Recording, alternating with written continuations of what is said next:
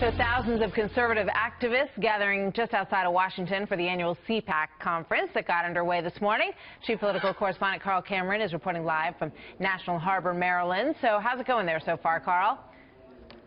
Hi, Martha. It's just getting going. It's kind of a quiet crowd. It's early in the morning. This is going to be a 2.5, 3-day event. Conservatives come from all over the country. This morning, the kickoff speaker amongst the presidential candidates was Dr. Ben Carson, the neurosurgeon who has been lighting up conservatives across the country for the last couple of years. There's a draft movement for his potential presidential campaign. He says he hasn't made up his mind yet.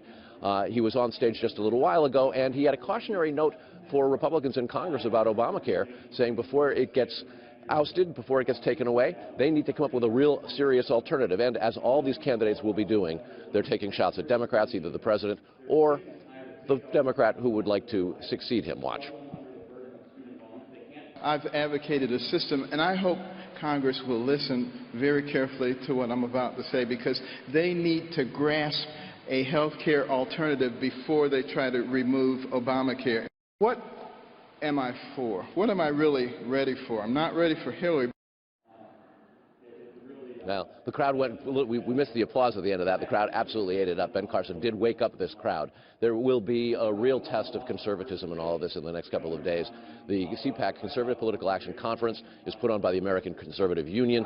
For years, this has been considered one of the events that sort of kicks off the presidential cycle. Most of the people who come here, frankly, a little bit younger, more libertarian than the normal conservative. This is a group of people, a lot of them are students who are bussed in here from around the country. This is sort of the kickoff of the organizing stage where all the campaigns get going around the country out in the states.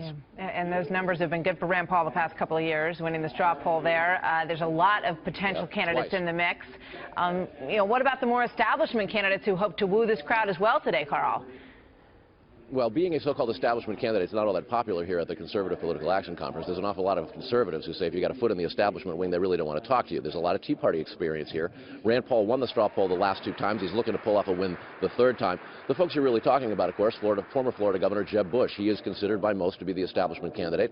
His father was a president. His brother was a president. He's dominating in the early fundraising and getting commitments from big donors around the country.